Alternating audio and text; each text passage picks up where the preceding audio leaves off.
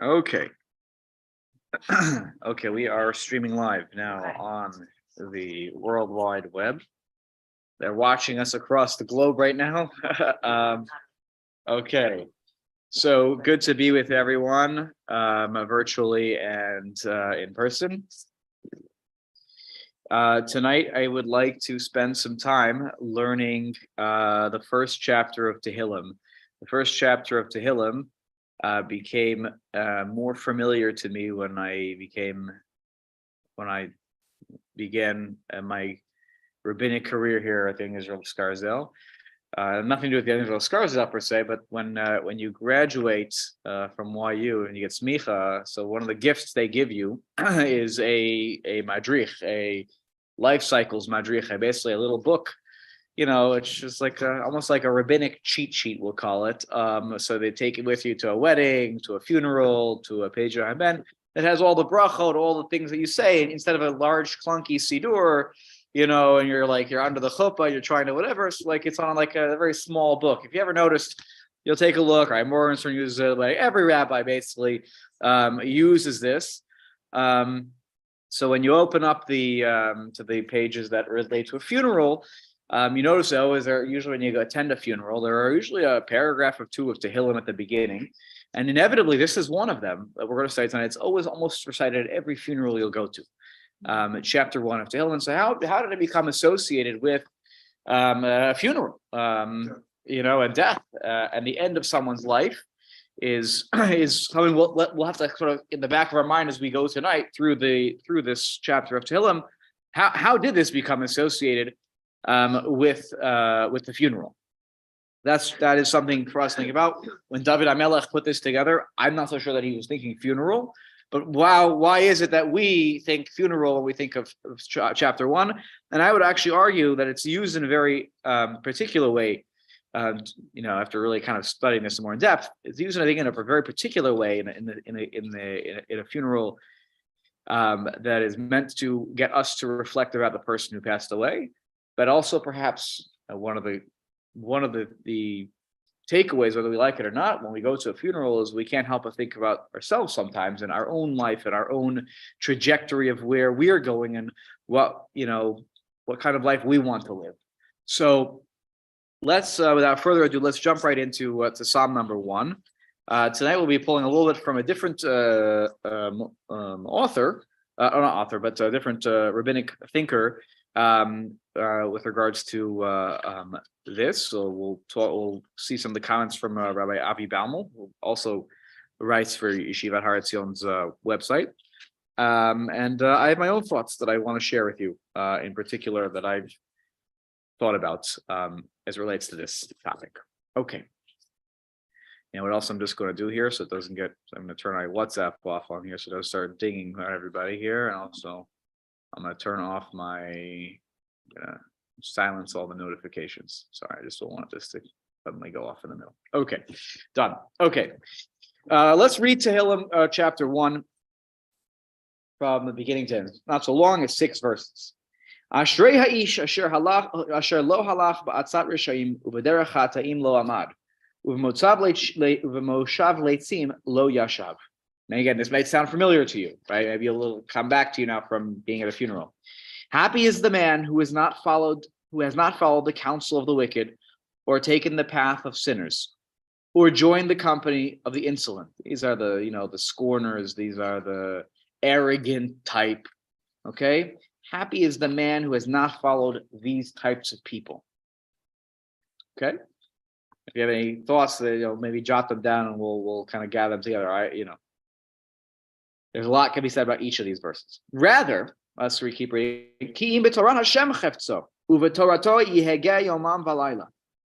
Rather, the teaching of the Lord is his delight, right? This person who we're talking about, who's the subject of this, who did not follow the path of sinners. Rather, the teaching of the Torah, right, of God is his delight, and he studies that teaching day and night. Now, this already rings a little bit familiar to a verse that appears in the first chapter of Yehoshua, of Sefer Yehoshua, V'hagita bo yomam v'alayla, that you're supposed to meditate over the words of the Torah day and night. It's very similar here. Uvetorah to yehegeh yomam v'alayla, Again, you're meditating. This person, this happy person, how fortunate, how happy is the person who is meditating over the Torah day and night. V'haya ke'et shatul al palge mayim, asher pir yogitain be'ito v'alehu lo yibol, v'chol asher yaseh yatzliach. He is like this person, again, who is following, who is meditating in the teachings of God and not following in the path of sinners, is like a tree planted beside streams of water. Now, I'm just giving away a little bit here. What is Torah often compared to in rabbinic literature for sure, but even going back further into there are some comparisons. I think here is definitely one of them. The tree, right? And what does a tree, of course, need for its nourishment? Water, right? Often Torah is water. Okay, how do we learn that we're supposed to lay in the Torah on Mondays and Thursdays? The Gemara in Bava Batra says, why don't we just don't every Shabbos, read the new parsha? Why do I have to read on Monday and Thursday also morning? If you come to shul Monday and Thursday, you'll see us lay in the Torah. Why? Torah says you're not allowed to go 3 days without Torah. 3 days without Torah. Why can't I go 3 days without Torah? Why? Because the Gemara says Torah is compared to water, just like the Jews after they crossed the sea. Right, the sea split, the Egyptians drowned, Jews are on the other side. What happens? We go 3 days and we complain, where's the water? Where's the water? So we know, and water is seen as a fill-in for Torah. There's another point, though. A tree by water has that strong roots. I think that Torah is true. Excellent. So for those of you who couldn't hear on it, so Jim just pointed out, right? The tree has roots, and and he's suggesting that the person who is meditating over Torah day and night has deep roots like a tree, is steady and firm like a tree, and they're beside the stream of water. The water continues to nourish them with more Torah, and of course that only makes the roots even stronger and helps the tree grow even more. And it says yields its fruit in its season, right? That living that life where we meditate over Torah yields and bears fruit. And we'll talk more about this, what it means in a little bit. Whose foliage never fades, right? So you have a beautiful tree, the leaves are just splendid and it never fades. It's just beautiful. Right? And whatever it produces, whatever this tree produces, thrives. Okay? Again, I'm taking Jim's point, the deep roots, the continuous water being the Torah. There is much more to say, but that's already, right there on the edge. Beautiful words. These are beautiful words. Yeah. Lo kain harishaim. Not so for the evil, for the wicked. Ki'im kamotz asher tidfenu ruach. Because what are the wicked?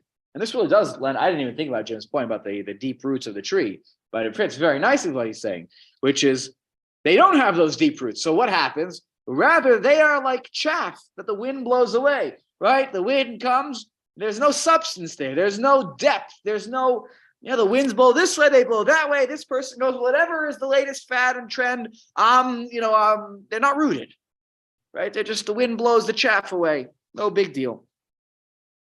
Al Kain, therefore, lo yakumu rishaim b'mishpat, v'chataim ba'adat tzadikim. Therefore, the wicked will not survive judgment, and nor the sinners in the assembly of the righteous.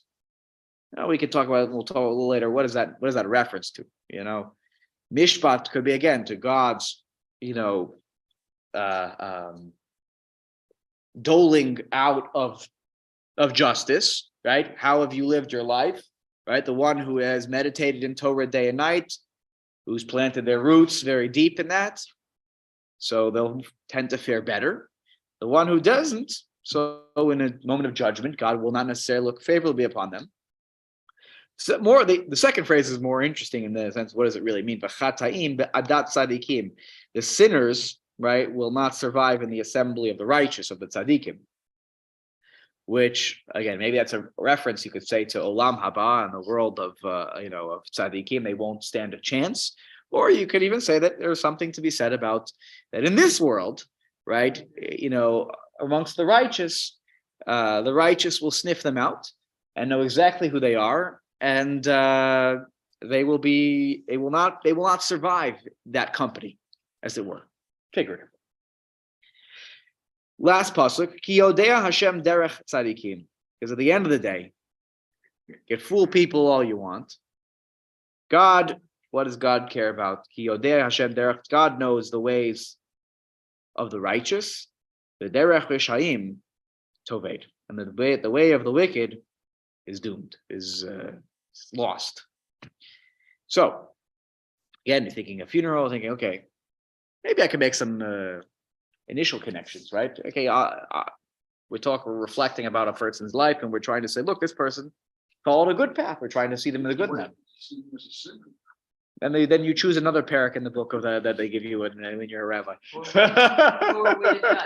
Right. So that's the biggest thing, is that it is our way of, look, when practically speaking, when we're at a funeral, we all know no human being is perfect, but we want to see the good in somebody, particularly as we want to remember them. We can nitpick till today and tomorrow about ourselves. When we look ourselves in the mirror and find plenty of flaws about ourselves, I think we would want to be remembered, hopefully, by the positives. And here, and this is also where there's more to be said about this idea of meditating in the Torah day and night. Okay, so we'll actually come back to this point that you're making. Yeah, Barbara. This psalm, would you say that this is for when an Orthodox rabbi officiates at a funeral, or is this? It's a good question. I don't know. I'm not sure. I would put some good money here that they also use that a reform or conservative rabbi who's going to get up and lead a service, a funeral service, probably also starts with Tehillim. It is that I could again. I don't know if I've been to a reform led or conservative led funeral, but I would put some money down on that one. That's probably happening. I don't know if I use this one. I have no idea. Yeah, it's a good question. Okay. Not that I endorse betting. Okay. Okay. Now let's delve into this. So this is the first chapter of Tehillim. It's the first chapter. You know, David HaMelech's putting together this book, and we talked about how the Gemara Bava Basra points out David HaMelech wasn't the only one who wrote some of the Tehillim. There were others who were involved in it. But at the end of the day, he puts it together. When you choose what opens your book, that means something. Look at source number 2, the Midrash and Sefer Tehillim. In commenting on this, says, what do we learn from this? What can we say about this first chapter? Rabbi Yudan Omer, up to the ... Rabbi Yudan Omer, Rabbi Yudan says, Ha Mizmor Hazeh, this Mizmor of Tehillim, this song of Tehillim, from the word Zemer, Mishubach Mikol HaMizmorim, is most praiseworthy from all of the other chapters of Tehillim. This one is the highlight. This one is the greatest, and that's perhaps why Rabbi Yudan would believe that David HaMelech started with this. Now, what makes a good chapter of Tehillim is in the eyes of the beholder. You read it and you like it, you read it and you don't, it doesn't speak to you as well. So what did Rabbi Yudan, Rabbi Yudan makes a good point, which is if you're going to open a book in general, usually the beginning of the book, you want to, unless it's telling a chronological story, which is not what Tehillim is doing. Usually when you start such a thing, you want to start with something that is the most brilliant of your work, so that it stands out. People remember the beginning. People also remember the end of something, but the beginning is certainly a very important moment. The book of Tehillim, it's not telling a story at all. No, maybe different parts of it. Some people, understand it's different parts of David HaMelech's life that he's reflecting upon. It's not it's again, unless there's some deeper layer to this that I don't understand, which I admit could be the case. I don't necessarily think that we're talking about a chronological story that's happening. Okay, let's take a look. Let's take a look down below, right? Why is this how David HaMelech starts Tehillim? We're expecting something big here, or why this is the first one? Can I say something about that? Yeah, Carol, go ahead. Yeah, I was just going to say, for one thing, I think you could look at Tehillim as a form of Torah. I mean, this is giving us like this ethical perspective on what this is all going to, not everything in Tehillim, but what it's about. It's meant to be kind of like a manual for us to turn into this kind of a person that will immerse ourselves in Torah, and it'll make us more immune even from the wicked and Right. the mockers and all that. So So Carol, yeah. You're suggesting we should say this at a baby naming or a brit, which is maybe very fitting, by the way. I think actually you're spot on in the sense that that's why I said this may be also really for those of us who are attending a funeral, something to think about as we think about our life ahead. Yes, this chapter of Tehillim is definitely giving us a roadmap for how we should live our life. Because ultimately at the end, right, there's a summary at the end. Al Kain, therefore, right, if you do this or take this path or take this path, there are different outcomes, right? The path of the tzaddikim, right? He knows that path. He's familiar with that path. He loves that path by implication. The path of the wicked and the wicked, it doesn't end well, right? And also, don't they say there are 5 books of Tehillim and there are 5 books of Torah? I think there are, parallels. Correct. There are different parts where there are sort of again, I don't know if it's artificially drawn at a later point, but there are some breaks. If you look at the back of the Art Scroll Siddur, they have those as well. Okay, let's take a look at the source number 3 here. Okay, firstly, why is the evil? This is Rav Abi Bamel writing about this first chapter of Tehillim, and he notices a few things that should strike us as we read through this. He says, firstly, why is the evil man here contrasted with a regular ish, regular man? Why is not the comparison at the beginning of this, right? Ashrei hatzadik, asher lo yahala. Why are we talking about a righteous person? Why not insert a tzaddik, a righteous individual who constitutes a more balanced approach to the wicked? The opposite of rasha is tzaddik, not ish. Right? Ish is just a person. Why are we talking about a person, an ish, as opposed to a tzaddik as a righteous? No, second, he notices, why are this psalm's praises phrased in the negative? Right? What is, you're like at the end of a person's life, just using it as an example, right? You're like, what an amazing person. They didn't go to any treif restaurants. And I never once saw them steal. And they never, ever in their life, they never, ever would have thought of murdering anyone. Like, this is not this is not like you want to talk about what made them amazing, not like what they didn't do. Right? Why are we praising them in the negative? Should not the psalm have read, praiseworthy is the good man who walked in the ways of the righteous and stood in the company of honest men, right? You kept good friends. Honest people, was never lie, always told the truth. Like, tell me something, like in the positive. He didn't get sucked into a gang of drug. What are we doing here? Finally, as we read the contrasting verse to the former, we again notice an incongruity, as opposed to walking with evil. Right, so notice he's pointing out here, right? He didn't lo halach. He didn't walk in the ways of the Rishayim, the counsel of the wicked. Uvederach lachatim lo amad. He didn't stand on the path of the sinner, and he didn't sit lo yashav uvemoshav leitzim. He didn't sit in the company of the arrogant, of the scorners. As opposed to walking with evil, standing in the path, or sitting in the company of insolent, the man's response, what did the ish do? He's completely passive. The Torah is his chayfetz. It's his desire. It talks about a desire that this person has, which is it's not like a description of what they're doing. It's almost a meditative mental state as we describe this person. How do we reconcile one with the next? Well, the second line is he studies. That's active. The second line is, so interesting, right? Is he studying here? So Barbara, I don't know if Barbara you can hear on here, but Barbara suggested second one saying is he's studying it. Is that an Right. actual? So by the way, so thank you for, I don't think that's a good translation. Yehegeh, as I probably about like in the pasuk in Yoshua, v'hagita bo it means to meditate, right? It's really not so much a studying as it's like you're steeped in it. So I disagree.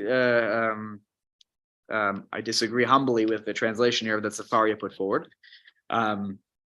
but which I'm probably using from a JPS. But Yehageh means to. It's not like lomaid, right? It doesn't say Torah to lamadati yomam balayla. Right? It's Yehageh, right? I meditate in it. So, thank you for pointing that out. So take a look at source number 4 from the Radak, Rav David Kemchi, one of the medieval commentators. And in the middle of the comments, in Hebrew, it's V'kalal David Bazeh HaMizmor, and in the English, that would go to, in the middle, it says, and David includes in this psalm. V'kalal David Bazeh HaMizmor Torah Adam Uma Shiroi Lo La'asot Bazeh HaOlam. So this, again, in just thinking about why is this here, and we'll answer all these questions that were asked a moment ago. Why is this here? And why is this the way we start? So perhaps what we're trying to see here is, Radak says, that David HaMelech included in this psalm the way a person, the Torah, the way you should live your life.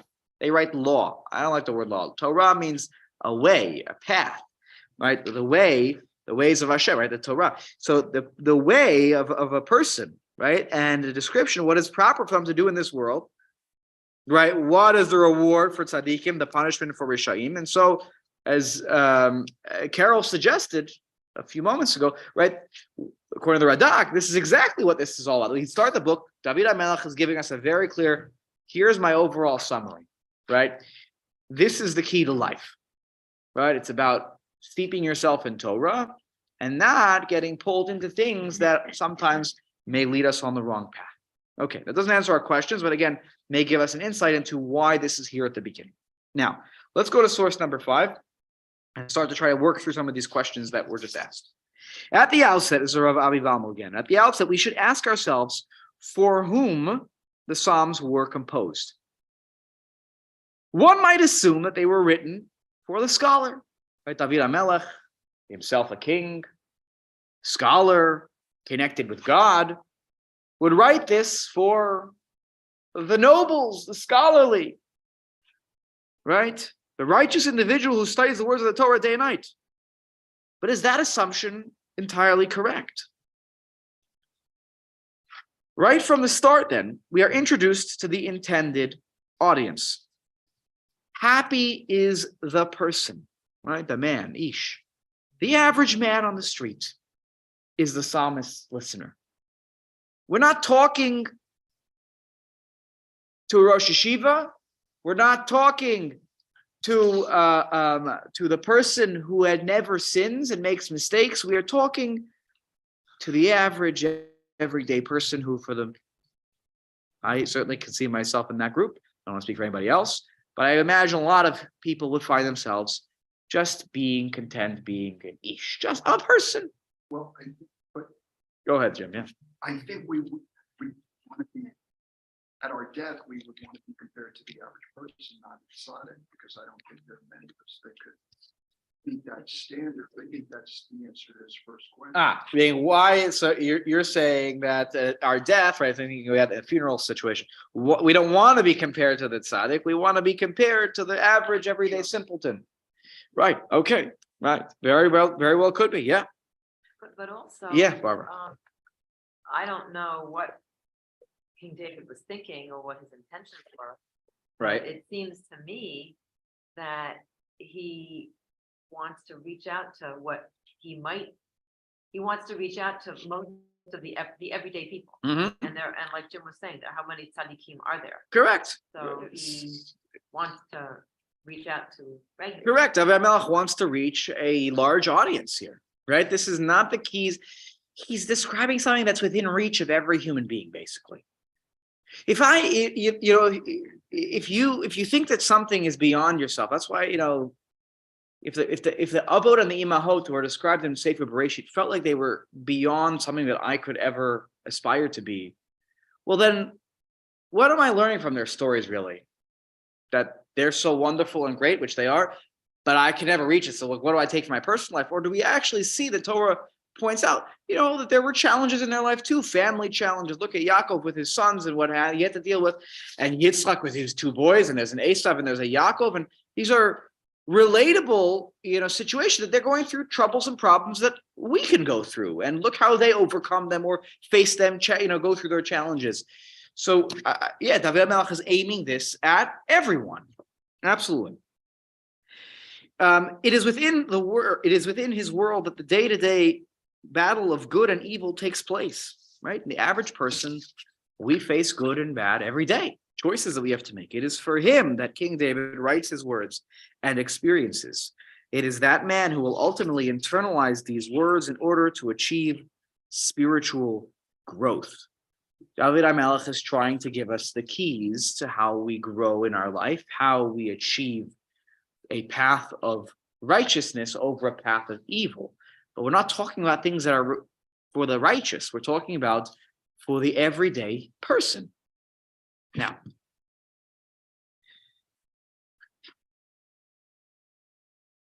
take a look at the next section here. Okay.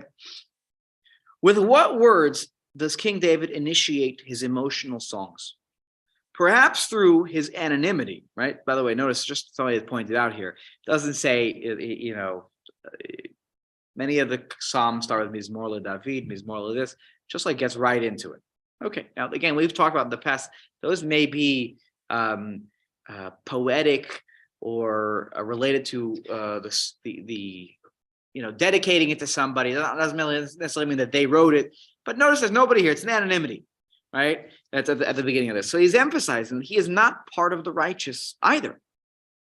And that his poetry, his emotions and experiences can and should be experienced by all.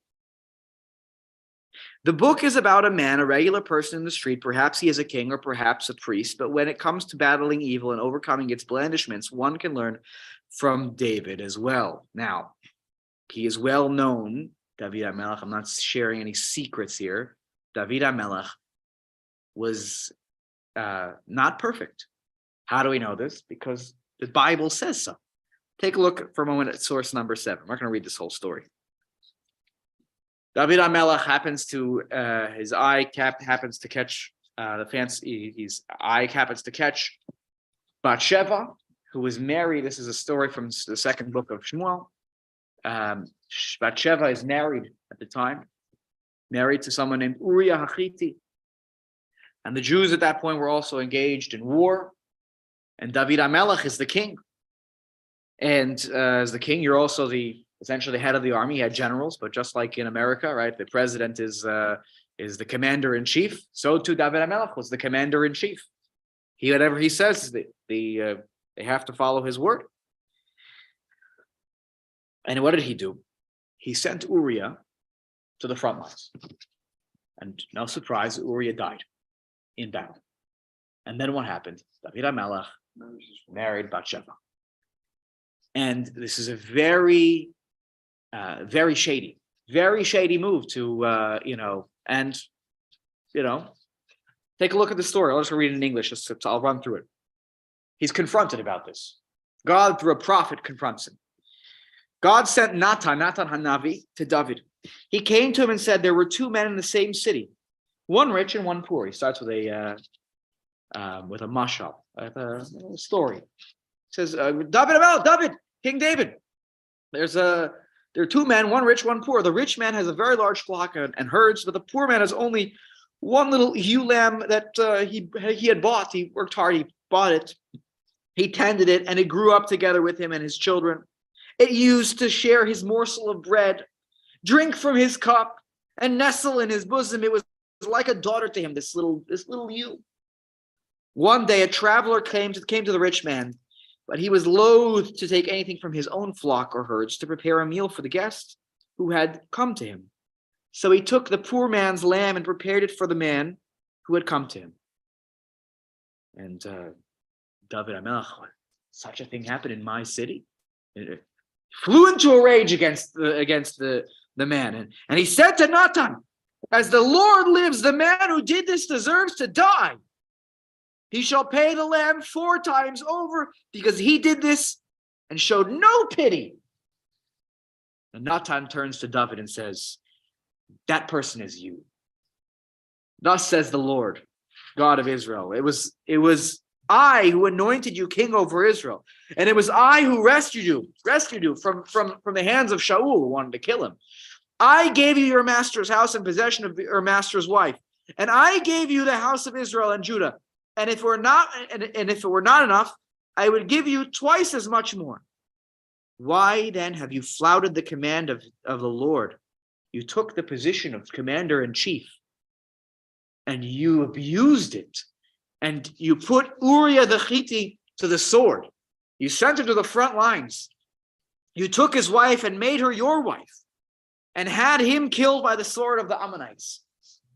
Therefore, the sword shall never depart from your house. All right, it's almost a little of a curse here that God said, they'll be fighting basically in your own house because you spurned me by taking the wife of Uriah the Hittite and making her your wife. Thus says the Lord, I will make a calamity rise against you from within your own house. I will take your wives and give them to another man before your very eyes, and he shall sleep with your wives under this very sun. You acted in secret, but I will make this happen in the sight of all of Israel in broad daylight. And David HaMelech doesn't argue. He says, Chatati la Hashem. You're right. I have sinned before God. And he says, and Natan replies to him, that you won't die. God's going to spare you from dying. But basically what happened, even the child about to be born to you shall die. There was a child born. He gets sick. And David tears his clothes. He doesn't eat. He's just praying. And ultimately the child dies. This is the first child of David and Bathsheba. The next child that's born is Shlomo, who was ultimately the king. But the first child that they have together dies. And it is seemingly because it's a punishment for what David HaMelech did in this whole saga. So understand that when we talk about David HaMelech describing these things, we're talking about a person here who himself has made mistakes, has been confronted by God about his mistakes, owned up to his mistakes. He did, suffered the consequences of his mistakes, but understand that was able to obviously regain the trust of God and help the Jewish people set forth a path towards building of the Beit HaMikdash, which would happen under his son, Shlomo, in the next generation. Let's go back to source 6, read that bottom paragraph now. Of course, one might look unfavorably on this interpretation, claiming it denigrates the holiness of the anointed one. In fact, this is Rabbi Baumel again, I choose to see the exact opposite. A king should regard himself as first and foremost a representative of his people, albeit bestowed with certain privileges, but not above God's law. He learned that the hard way, right? I'm not above, I can't use the position of king to get what I want in an immoral way. Perhaps the greatest aspect of King David is his humanness, his potentiality to sin, but more importantly, his ability to regret, reevaluate, fight back, and ultimately teach us about tshuva, true and sincere repentance. So again, we have here, David is describing the path of a human being who makes mistakes, who is tempted by the path of the wicked, who maybe set foot for a moment on the path of the wicked, but which one of us can't say that we've not made mistakes in our lives, that we haven't walked for a moment b'derech chata'im. Take a look at source number 8. Why does the Mizmor commence in the negative? I'm going to talk about that. Why the negative? Perhaps it is to drive home the point that the average person does not start his day in a spiritual vacuum, guided by thoughts of all the good deeds he can commit. We don't wake up in the morning and we're all basically one of my favorite characters from when I was a kid. We're all like Mr. Rogers 24/7, always thinking about chesed and kindness. And I'm sure he was also, great.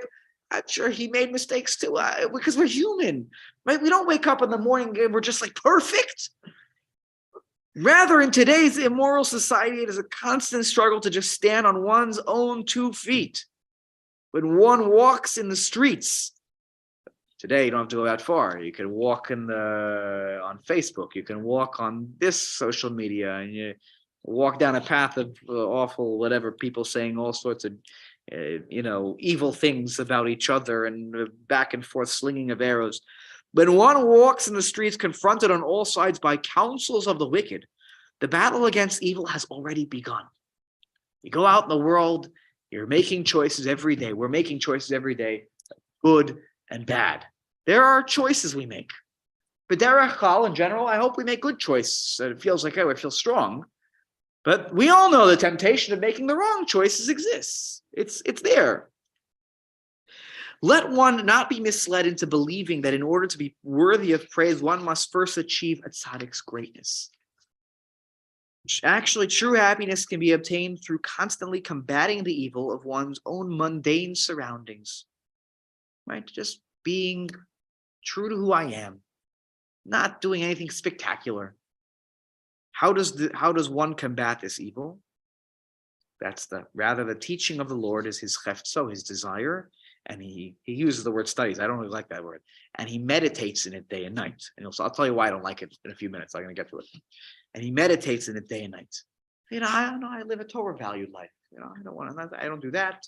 I don't do that because I live a Torah valued life. I don't speak like that. I don't do shady things in the world of business because I follow the Torah way. That's my way. So we don't have to do anything spectacular by just being ourselves and combating what are the forces of evil. We're being heroes in that sense, right? We're being giborim, we're being mighty by just sticking and clinging to our Torah values. In the beginning of the next source number 9, in the beginning of the psalm, we notice a constant state of movement. Right? We talk about this: the walking with the evil, standing in the company of the insolence, sitting with the irreverent. The intent of the verbs is to suggest, while living our daily lives, we are in a constant state of motion. We're always going places, if not literally today. Now you can sit and you have a computer and you could sit in your own home and do your job now. Even though I think it's a trend that's actually going in the opposite direction now. I think people are they're trying to move everybody back. Everyone understands that there's a limit to the working on the computer at home. But at the end of the day, you don't have to go that far to feel these verbs in our lives, right? That we're always moving and we're doing and we're. The intent is to suggest, the psalmist is careful to include all of the states in which the body normally conducts its activities. Lying down is associated mostly with inaction, namely sleeping, right? So that's the one thing you won't find there, right? You have sitting, standing, and and walking. Right? Sitting, standing, walking. Okay, we're not talking about lying down here. We're not talking about sleeping. Okay. One gets the impression of a society in motion, always moving in a direction, frequently changing its course. Life moves pretty fast, and if you turn around for a second, you will miss it. So again, what's the counter to that? Right. So the evil is the challenge of being faced with evil is it's all around us, right? In whatever we're doing in our day, it's at lunchtime, it's at the water cooler, it's at the I don't know at the water cooler anymore. It's at the espresso machine, it's at the whatever it's at the line. We all have those challenges. What's the counter? I meditate in my Torah day and night. That's right in my head, up here. It's not movement. It's just up here, I think. Take a look at source number 10. This is from the book of Esther, which we'll be reading in a month and a half from now. Because I want you to understand the word chayfetz, right? Because the pasuk about the Torah was, Ki'im b'Torat Hashem chefso. In the Torah of Hashem, it's a desire, right? it's his delight, it's his desire. How is the word chayfetz used in the Bible? I'm just giving you one example. You remember the Achashverosh has a dream in the middle of he can't sleep one night. And he asks for one of his servants to open the book, the great book of all the things that have happened in his life. And lo and behold, they happen upon the page where Mordechai saved his life from Bigtan and Teresh, who are plotting to assassinate the king. And Achashverosh says, "Wow, I never even heard this story. When did this happen? Did we ever do something nice for this guy? He saved my life." And of course Haman, decides why he's up in the middle of the night also is interesting. Whenever we're focused on, Haman is also up in the middle of the night. You ever notice that? Not just the king was having trouble. Haman is up in the middle of the night, and he goes over to the palace. And after who's out? Oh, Haman's here. Okay, I talked to Haman. And he says, what would you do for a guy who did X, Y, and Z? Oh, I would parade him around town in the royal garb and blah blah blah on the royal horse. And he says, great, get the guy Mordechai, well, you're trying to kill, and put him on the horse and walk him around town and say, such is what is done for a person who the king desires to honor him. Right? Achashverosh was disturbed by the fact that there was no reward given for this person. Remember, as a king, you also have a incentive to reward people who are protecting you, because the more that people know that there's a reward for protecting you, the more people will protect you. So he's got incentive on this too, but he wants that this guy should have been paid back in some way, and he is a chafetz speaker. He has a desire to pay him back, a deep-seated desire. Yeah, Edna, I see your virtual hand up. Go ahead. Oh, and there are chats here. I didn't even notice. Go ahead. Sorry, Edna. No, that was my chat. Read what I wrote. In the Torah, an ish always appears as a special individual with a noted mission. Okay. So Edna's pointing out that an ish also is a special mission, right? Like the ishiti, by the way, I'm thinking about the guy who has to take the goat on Yom Kippur to the wilderness. He's described as the ishiti. We may identify as ploni ish, but we have a mission. Ploni, not ploni. Okay, good. Yes, very good. Thank you, Edna. Okay, so now take a look at source number 11. Okay. And we're almost done. I know time-wise I'm being I'm mindful of the time. Critical to our discussion is our understanding of one word, chefzo. Rather, the teaching of the Lord is his chayfetz. Chayfetz in biblical Hebrew connotes a yearning, a strong desire. As I told you before, Achashverosh had a strong desire. Hey, this guy he's got to get paid. Not literally here in this case, but give him something in reward. In our psalm, David suggests the formula for combating the motion towards evil, the standing and the sitting and the walking towards evil, is through expressing a constant yearning for God's law to be a part of one's everyday life.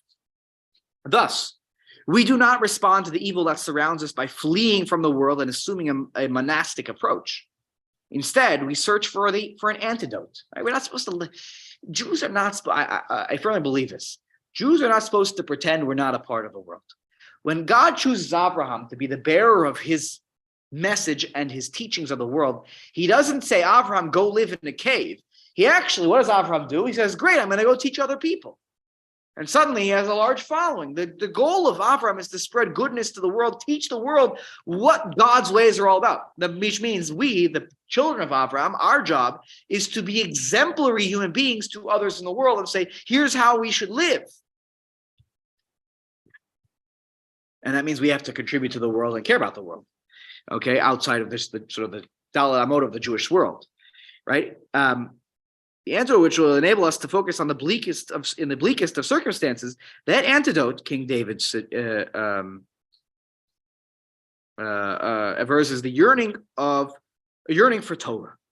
Those who can maintain a quest for observing God's law and for being in God's presence, even in the most dire of circumstances, are the ones who are truly fortunate. Now, this reminded me of a Tosfot that I learned when I taught at Ramaz. We learned this Tosfot whenever we did brachot, and I recall it from just having learned it when I was a little younger. There's an obligation every morning to say Birchat HaTorah. say a bracha every morning it's a bircha mitzvah. We say Baruch Atah Hashem Elokeinu melech haolam asher kiddushanu mitzvah v'tzivan la'asok b'divrei Torah. That we are acknowledging God's command for us to engage in the words in the words of Torah, and we say this bracha once a day. There's a really fascinating question that Tosfot brings up. Take a look. I bolded and underlined it in source number 12. I'm going to read it in English.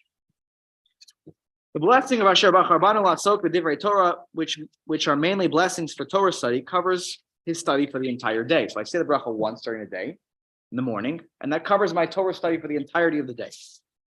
If you will ask, why is this different to Sukkah, that you have to make a blessing of Leishev Basukah before every meal? When I have breakfast in my Sukkah, I make a Leishev Basukah. When I have lunch in my Sukkah, I make a Leishev Basukah. I have dinner in my Sukkah, I say Leishev Basukah. But for Torah study, I say it just once in the morning. I mean, okay, I understand if you study Torah continuously without any breaks. But if I'm studying Torah a little in the morning and then a little bit at night, I went to work in the middle of the day, I wasn't thinking about Torah, that's a break. Like usually when there's a break between one thing and that, I have to make a new bracha. Why don't I make the bracha for studying Torah in the morning? So Tosfot answers, one can suggest that studying Torah is different because he doesn't forget about it. So he says, because I don't forget about it. It's kind of a funny answer. Okay. A person is constantly obligated to learn. Like it says, you shall meditate, v'hagita bo, you should meditate therein day and night. It is similar to one who was sitting a whole day and learning Torah without interruption. So even though I was at work, it's like I wasn't interrupted. Because I'm always really meditating in Torah. What does that mean? If you're eating the sukkah though, that's different. Eating the meals are a set time. Lunch, breakfast, snack, second snack. The snack I shouldn't have had because I snacked too much. And then dinner. It's a set time. What's the difference? Hold that thought. And we're gonna, let's read the next comment, and then I want to close with Rabbi Soloveitchik's words. Often we find ourselves, Rabbi Baumel, we find ourselves falling prey to a physical or psychological desire upon which upon reflection we realize constituted a sin. We can then respond in one of two ways. We realize we did something wrong. Maybe we had an action that we kind of, in our minds, realized, wait, that actually I did, I think I said that to that person an hour ago. Really, I don't feel good about it, actually. I feel like maybe I insulted them. Or afterwards, I realized, I didn't do something, upon the straight and narrow path, We have a moment. I realize it. I can respond in one of two ways. I know what I did is against the Torah's ways. Number one, which is, of course, ridiculous. We can disregard the specific infractions until they amass such a bundle of sin that we cannot deal with ourselves and reject religion altogether. You can say, you know what? Afal Pikain, I don't care because this thing is stupid anyways. I'm going to do it because I don't care. God's rules are antiquated. They're out of date. Right? Opting to live an irreligious life. Or, number two, we can acknowledge our sin and put it in the right perspective.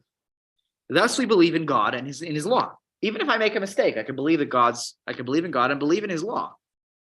We struggle to abide by God's rules daily, but we are human and occasionally err. But the Torah remains our chayfetz. Our Torah is our strongest desire and our most treasured possession. Hebrews points out here in modern Hebrew, the chayfetz is a possession, right? Whose acquisition flows from one's desire, right? Why do you buy something? Because I desire it, I want it. So notice that it's the modern usage of it. It affords us the framework for living in the world of evil and prevailing against it. Adopting this attitude can help us in our battle against sinning, return us on the path to God, tshuva, and ultimately bring happiness into our religious expression. Of course, the only way to appreciate the Torah and actualize the chefzo, the yearning element, is through, he says, studying it day and night. Now I'm going to I'll disagree and say meditating, and you'll see why I say it in a second. This complementary second half of the verse teaches us that there are no shortcuts to acquire the Torah as your chayfetz, a possession which manifests your desire. You must contemplate its message and deliberate over its meaning. Torah is the way. Contemplating it, meditating it, is the way in which we combat falling into a path of evil. We can make mistakes. We are human. We all do. That's why we have Yom Kippur, and none of us can just excuse ourselves and say, well, this is not relevant to me. I'm going to go and, have a, day off. But how do we actually do that? How do we meditate in Torah? We have to go to work all day, so maybe I'm fortunate. I get to go and teach Torah to the kids. But for much of our days is, we're parenting, we're grandparenting, we're working, long hours. We're taking calls from clients. We're studying Torah. So Rabbi Soloveitchik had an interesting way to understand that Tosfot that we just learned a moment ago. Tosfot's answer. Rabbi Ziegler, by the way, summarizes this. I have the original saved on my computer. It's too long, so he summarized it, so it's good. By the way, when I taught that Tosfot, we read the whole essay in class. Okay, Rabbi Soloveitchik, Zecher Tzaddik Livracha, famed Rosh Yeshiva of YU for many years, explained the answer of Tosfot in the following manner. He says, Torah is not only to be studied, but demands an all-encompassing involvement. He says, when a mother plays with her child, and I would argue a father too, I feel this way about my kids. For example, there is an acute awareness of, I should say her, child's existence. But even when the mother is working at a job or is distracted by some other activity, there is a natural, latent awareness of her child's existence. I'm at work. I am always aware of my children. Not in the front of my brain, but my latent awareness. I make decisions in my life that relate to my children, even when I'm not thinking about them. They are a part of my consciousness. This latent awareness is expressed in commitment, devotion, and a feeling of identification. The same is true with regards to Torah. A Jew has the same relationship to Torah. The acute awareness present when actually studying may not pertain all day, right? I'm not actively studying the words of Torah all day.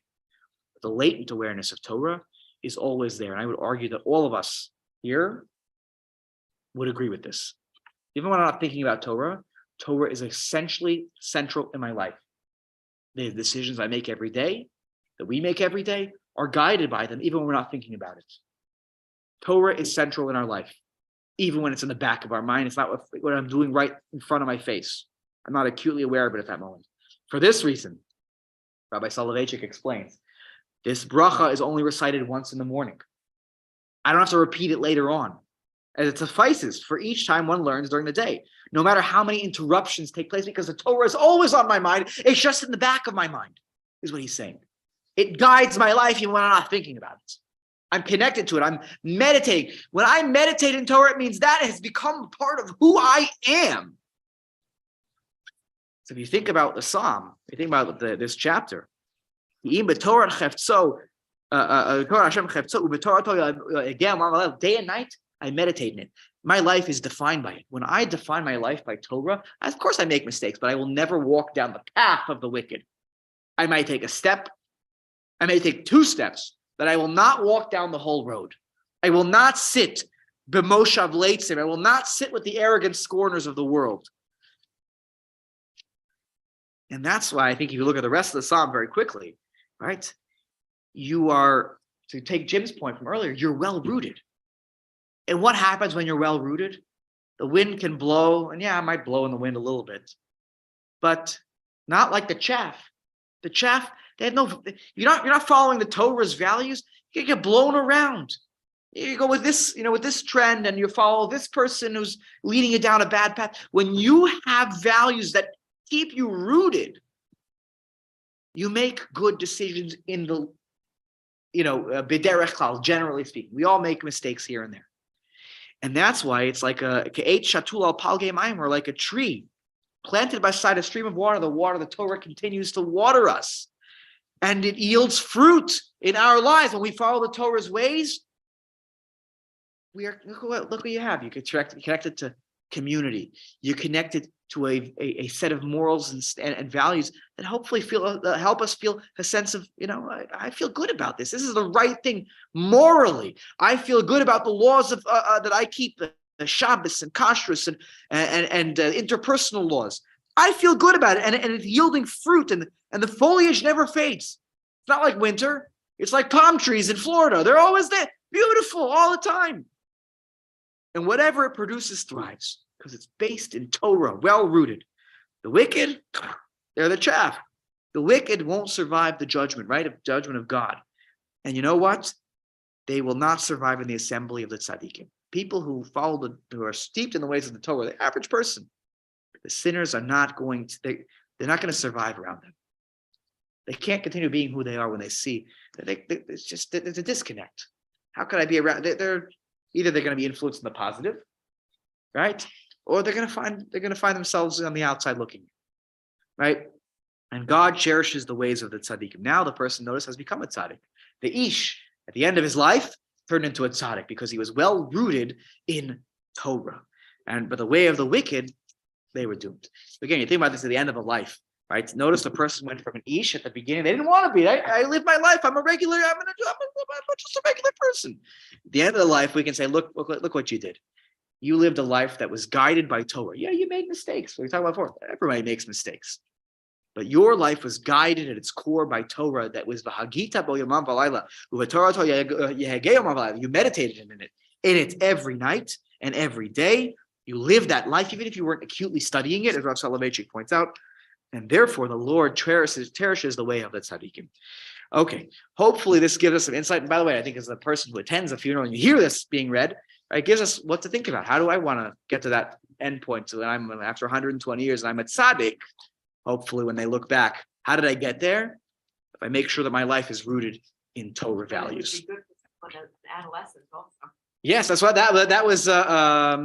Carol's point was, yeah, this should be the message we give a child at their bris or their baby naming, right? Absolutely. Okay, we're gonna.